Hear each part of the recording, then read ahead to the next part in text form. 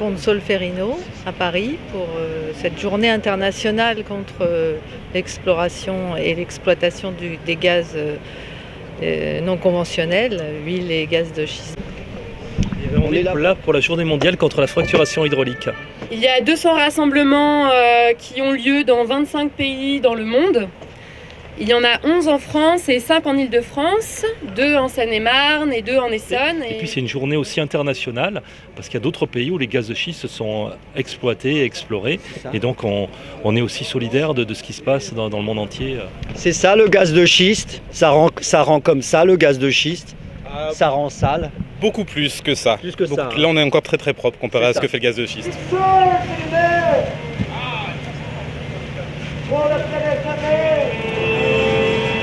La loi a été validée par le Conseil constitutionnel, ce dont nous nous réjouissons, mais tous les dangers ne sont pas écartés pour autant, parce que la loi, qui est la loi de 2011, qui a été donc validée, elle permet quand même de continuer à faire des études sur la fracturation hydraulique.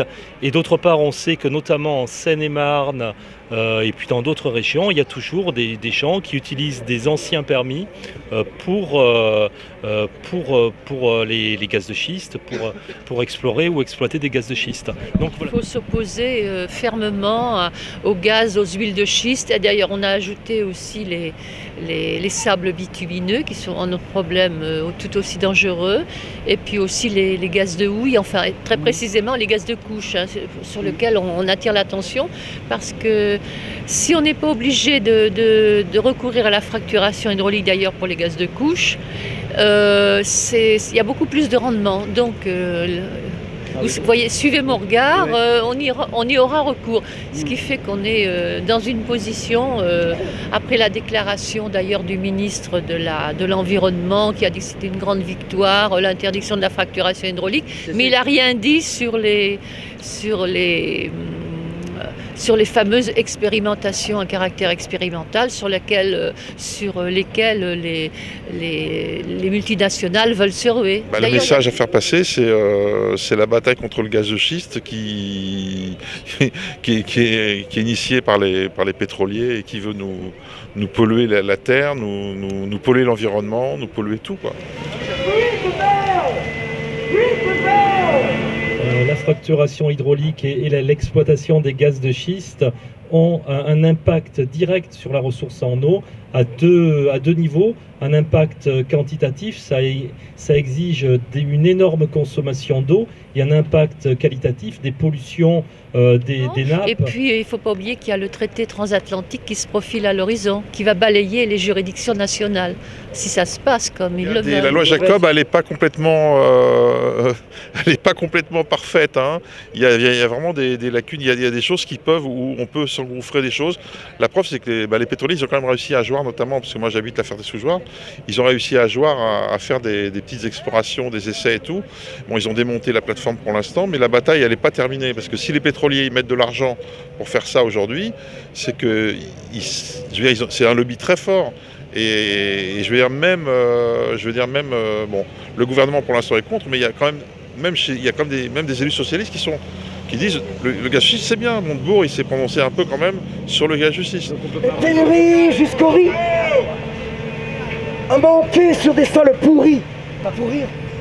Je fais partie du mouvement Utopia et donc on est très concerné par la transition énergétique, mais dans des conditions qui respectent l'environnement, voilà, tout simplement. Donc l'Argentine est un peu le nouvel Eldorado des pétroliers pour les gaz et pétroles de schiste.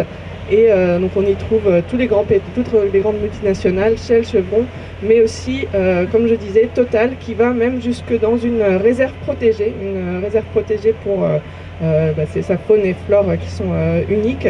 Et donc on a besoin de la mobilisation, parce que les communautés là-bas sont fortement mobilisées contre ces projets.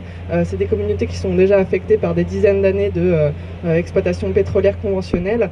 Il y a des fortes répressions et intimidations aux communautés qui sont mobilisées en Patagonie. Donc on a besoin de montrer notre solidarité en France, mais aussi de faire pression ici sur Total et faire pression sur le gouvernement français pour que soit reconnue la responsabilité des maisons mères des multinationales sur les activités de leurs filiales et sous sous-traitants à l'étranger. Exploiter les ressources donc, du sous-sol, notamment différentes sortes de roches, les roches solides d'abord, notamment les houilles, le charbon, avec les conséquences qu'on connaît.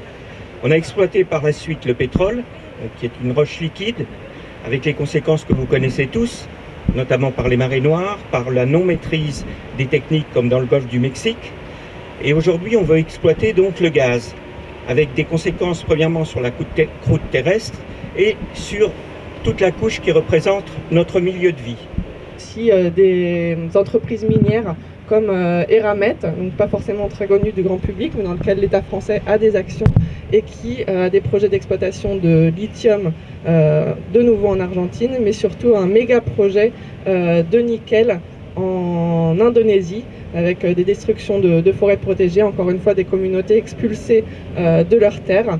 Donc pourquoi toutes ces entreprises se jettent sur ces ressources? C'est parce qu'on a aussi une surconsommation ici dans les pays du Nord. On a besoin que le gouvernement mette en place des politiques pour encourager d'une part la réduction de la consommation, mais aussi le recyclage et la réutilisation.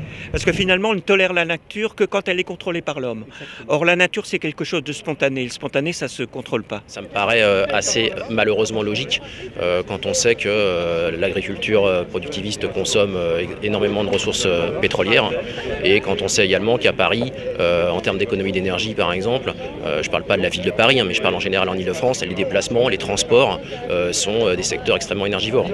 Donc, quand on touche à la pureté de l'eau, on touche au fondement du vivant et le message à faire passer c'est ouvrons les yeux, chaque matin on se sert de l'eau, et il serait bien de tout faire pour la préserver. Voilà, évidemment que la société humaine est complexe, mais il ne faut pas que ce soit les intérêts économiques et financiers qui gouvernent tout. C'est tout ce qu'on dit. On n'est pas terroriste, on est respectueux de la vie, on est respectueux des peuples, on est respectueux de la mémoire, on est respectueux de l'histoire humaine, on est respectueux de la nature, on est respectueux partout. Si nous on en prend pour des terroristes, ok, très bien, mais qui sont les vrais terroristes? C'est ceux qui forcent les choses, qui forcent les portes, qui détruisent pour des intérêts qui sont des intérêts privés, alors que nous nous battons pour un intérêt commun, pour la vie et pour le respect de la vie. Alors si c'est nous les terroristes, ok, chapeau bas, messieurs, vous êtes, le mensonge est parfait, et allez-y, faites, détruisez la terre, c'est pour nous tous. Vous pourrez,